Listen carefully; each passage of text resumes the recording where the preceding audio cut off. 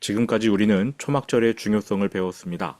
초막절은 말씀의 절기, 말씀으로 돌아가는 절기입니다. 안타깝게도 이스라엘 백성은 천년간 초막절을 지키지 않았습니다. 그러다가 나라가 망했고 백성은 포로로 끌려가게 되었습니다. 초막절만 제대로 지켰어도 그런 일은 없었을 텐데 말이지요. 하지만 에스라와 느헤미야를 따라 바벨론에서 귀환한 백성이 올바르게 초막절을 지켰습니다. 실로암 연못 수문 앞 광장에 모인 그들은 에스라가 낭독한 신명기의 말씀을 들으며 회개했습니다. 율법의 지침을 따라 초막절을 지킨 것은 여호수아 이후 천년 만입니다. 하나님이 얼마나 기뻐하셨을까요? 이렇게 에스라와 느헤미야가 초막절을 지킨 후 450년이 지났을 때입니다. 그 해의 초막절 마지막 날 모든 백성이 대회로 모인 날이었는데 한 사람이 실로암 연못 수문 앞 광장에서 큰 소리로 이렇게 외쳤습니다. 누구든지 목마르거든 내게로 와서 마시라. 450년 전 에스라가 말씀을 낭독했던 그 자리에서 예수님이 말씀을 외치신 것이었습니다. 그 당시 초막절에는 대제사장이 실로암의 물을 떠서 성전으로 가져가 번제단에 붓는 예식을 행했습니다. 한 해 동안 늦은 비와 이른 비를 적절히 내려주셔서 많은 수확을 허락하신 하나님이 다음 해에도 은혜의 비를 내려주시길 그렇게 믿고 갈망하며 이 예식을 행한 것입니다. 농작물을 추수하고 저장했던 초막절에 어울리는 예식이었지요. 그해 대제사장이 실로암에서 물을 뜰 때 수많은 사람들이 그 주변을 가득 메웠을 겁니다. 바로 그 순간 예수님이 이렇게 외치셨습니다. 누구든지 목마르거든 내게로 와서 마시라. 하나님이 주시는 은혜는 실로암의 물도 아니고 하늘에서 내리는 늦은 비, 이른 비도 아니고 예수님이 내어주실 바 십자가에서 흘려 사람들에게 마시우게 하실 생명의 보혈이었습니다. 요한복음 7장 38절 39절 제가 읽어드리겠습니다. 나를 믿는 자는 성경의 이름과 같이 그 배에서 생수의 강이 흘러나오리라 하시니 이는 그를 믿는 자들이 받을 성령을 가리켜 말씀하신 것이라. 성령이 임하시면 우리의 속사람이 거듭납니다. 우리 삶에 생수의 강이 흐릅니다. 새로운 생명으로 충만해지지요. 요한이 속삭이듯 이렇게 설명합니다. 예수께서 아직 영광을 받지 아니하셨으므로 성령이 아직 그들에게 계시지 아니하시더라. 우리에게서 생수의 강이 흘러나오려면 성령님이 오셔야 합니다. 그런데 성령님이 오시려면 예수님이 영광을 받으셔야 한다고 요한이 말했습니다. 예수님이 받으실 영광은 무엇입니까? 금으로 번쩍이는 보좌입니까? 왕관입니까? 아닙니다. 예수님이 받으실 영광은 바로 십자가였습니다. 그러니까 목마른 자는 내게로 와서 마시라. 이 말씀의 뜻은 내가 너희를 위해 십자가에 매달릴 것이다. 나를 믿는 자는, 복음을 믿는 자는 성령으로 거듭나 생명을 누리게 될 것이다. 에스라가 성경 말씀을 낭독하면서 백성을 다시 살려낸 그 자리, 수문 앞 광장에서 예수님이 자신의 십자가 복음을 외치신 것입니다. 내가 너희를 살려낼 것이다. 내가 너희의 죄를 위해 십자가에 달려 죽겠고 부활하여 복음을 완성할 것이다. 너희는 그 복음을 믿으라. 나를 믿는 자는 성경의 이름과 같이 그 배에서 생수의 강, 성령으로 거듭난 기쁨이 성령님께서 주시는 생명이 흘러나오리라. 초막절, 그 말씀의 절기에 예수님은 구원의 유일한 길은 십자가임을 외치셨습니다. 그 진리의 말씀을 듣고 믿을 때 죄인들은 회개하게 될 것이고 성령의 내주하심으로 거듭나게 될 것입니다.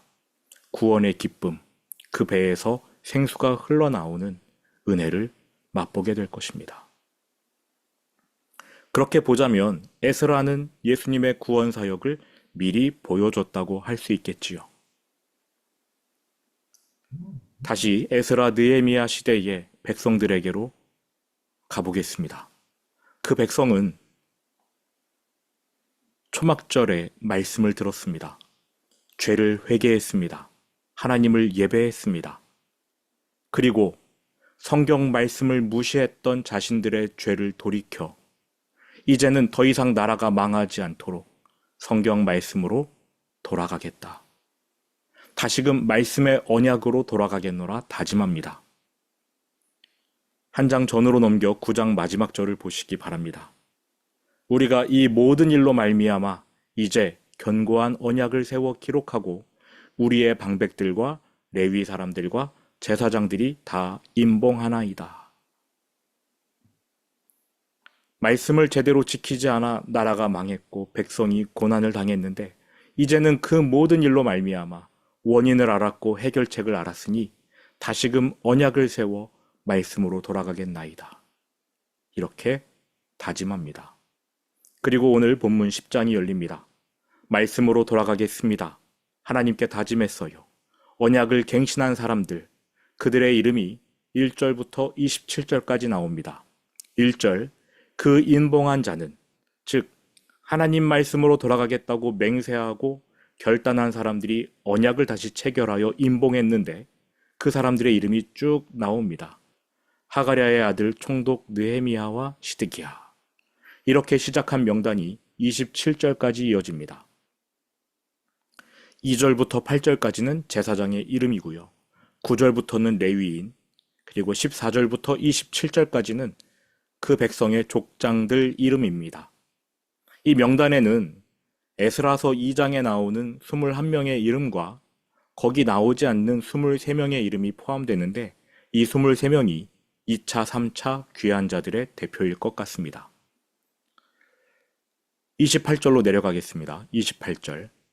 28절부터는 언약서에 이름이 올라가 있진 않지만 그 자리에 동참한 사람들, 그들이 소개되어 있습니다. 28절. 그 남은 백성과 제사장들과 레위 사람들과 문지기들과 노래하는 자들과 느디님 사람들과 및 이방 사람과 절교하고 하나님의 율법을 준행하는 모든 자와 그들의 아내와 그들의 자녀들 곧 지식과 총명이 있는 자들은, 여기서 지식과 총명이 있다는 것은 말씀을 읽고 듣고 이해할 능력이 있다는 뜻입니다. 이 사람들이 하나님 앞에서 함께 맹세합니다. 임봉한 문서에 이름은 올라가 있지 않았지만 무명으로 하나님 앞에서 맹세하는 거예요. 뭘 맹세하느냐? 첫 번째, 이방인과 통혼하지 않겠다라고 맹세합니다.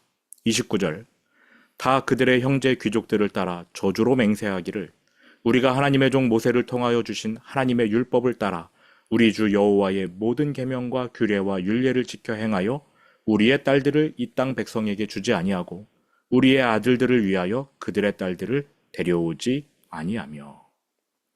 통혼하지 않겠다는 맹세지요.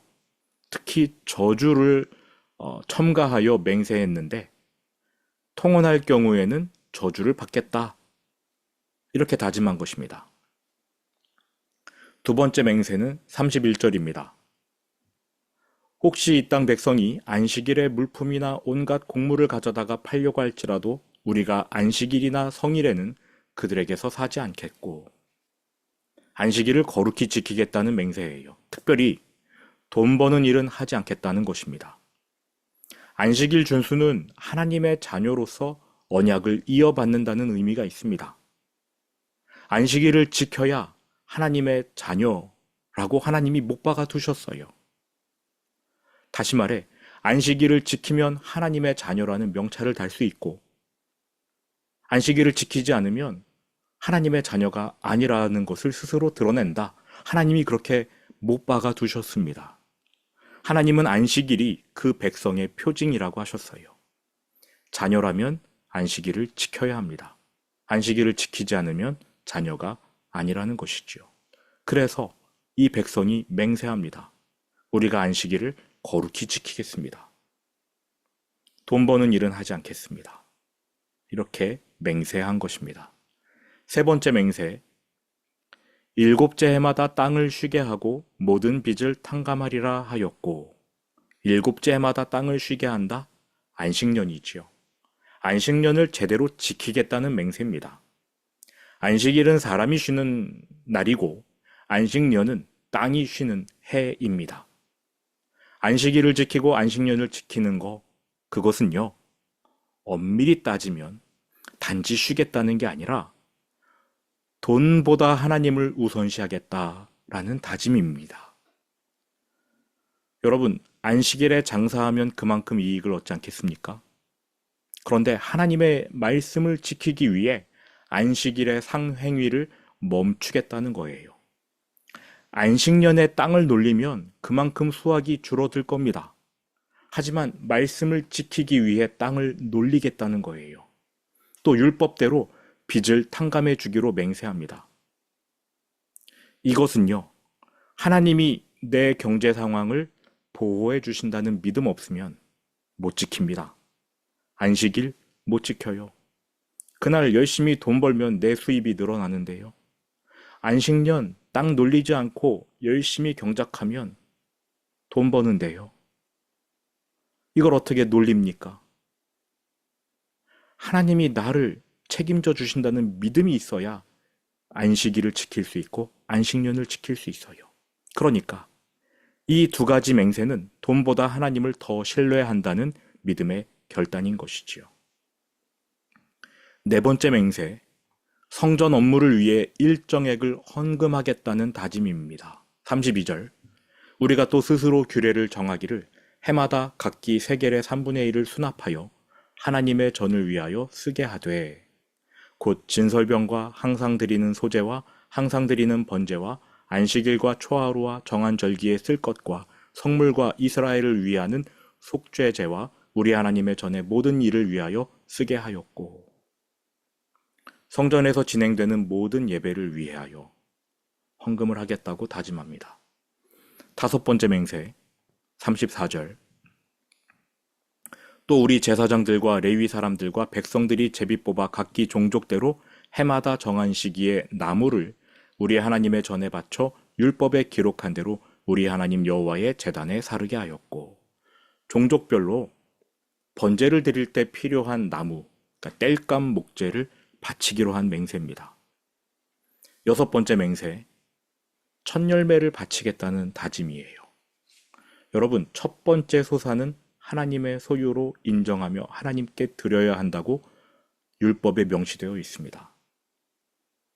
첫 번째 것은 하나님의 것이랍니다. 그런데 이스라엘 백성들은 그 첫 번째 것을 자기 것으로 삼아 왔습니다. 그런데 이제 말씀으로 돌아가겠다고 맹세했으니 첫 번째 것은 하나님의 소유로 인정하겠다라고 고백하며 첫 번째 소산을 하나님께 드리겠다고 합니다. 여러분, 첫 번째 것은 이스라엘 사람들에게 특별한 의미가 있습니다. 첫 번째 것은 모든 것을 대표합니다. 즉, 모든 것이에요. 이스라엘에서 장자가 중요한 이유는 장자가 단지 큰아들일 뿐만이 아니라 아버지의 모든 것을 대변하기 때문입니다. 즉, 첫 번째 것은 내가 가진 모든 것을 대표하는 것이에요. 이러한 다짐 역시 하나님께서 내 생계를 책임져 주신다는 믿음이 있어야 가능합니다. 35절, 해마다 우리 토지 소산의 만물과 각종 과목의 첫 열매를 여호와의 전에 드리기로 하였고, 밭의 곡식 열매뿐만이 아니라 가축의 첫 번째 것도 하나님께 드리겠다라고 말합니다. 일곱 번째 맹세는 11조입니다.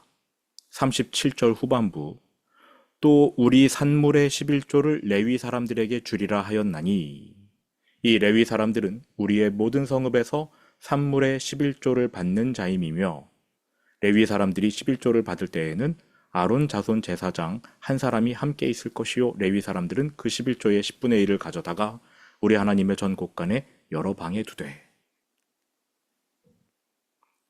11조 역시 하나님께 드리는 것인데, 우리는 11조가 그냥 10개 중에 하나로 생각하지만 아닙니다. 10개 중에 하나가 아니라 10개 중에 첫 번째 것을 말합니다.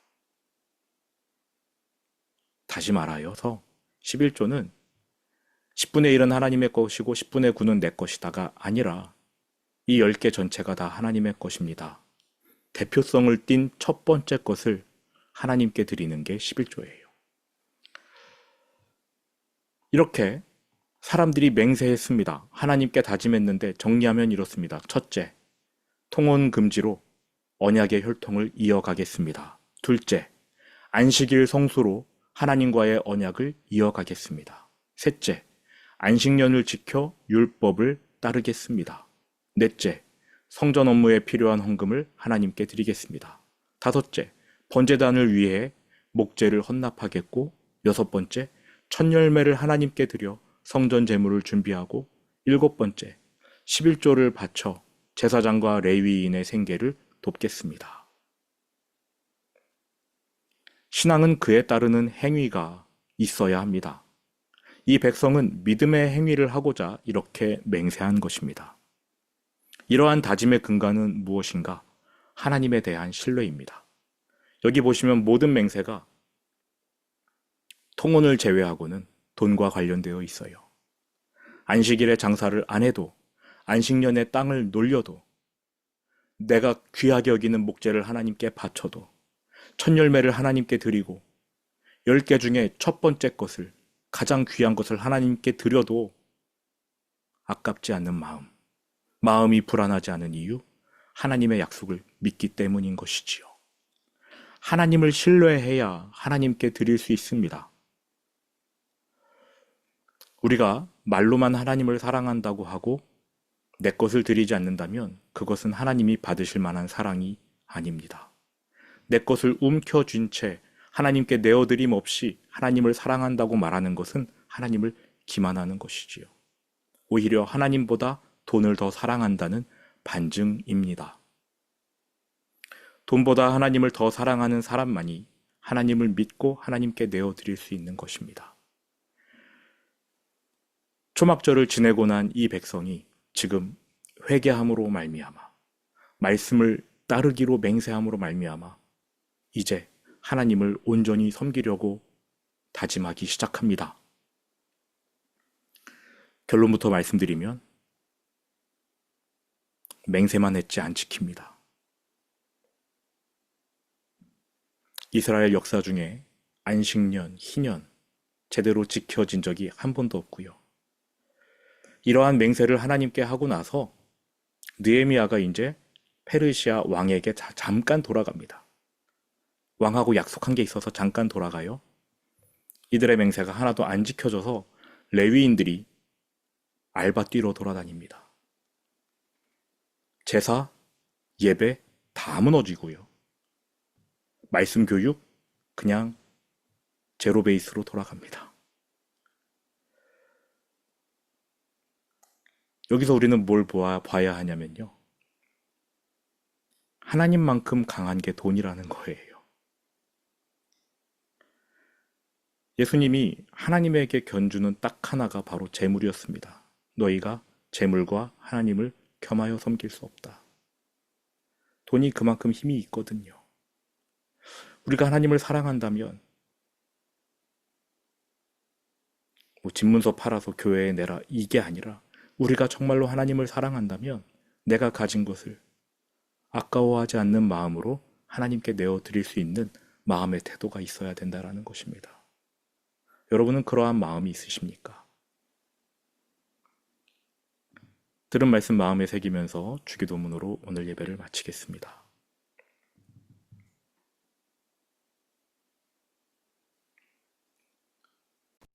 하늘에 계신 우리 아버지, 아버지의 이름을 거룩하게 하시며 아버지의 나라가 오게 하시며 아버지의 뜻이 하늘에서와 같이 땅에서도 이루어지게 하소서. 오늘 우리에게 일용할 양식을 주시고 우리가 우리에게 잘못한 사람을 용서하여 준 것 같이 우리 죄를 용서하여 주시고 우리를 시험에 빠지지 않게 하시고 악에서 구하소서. 나라와 권능과 영광이 영원히 아버지의 것입니다. 아멘.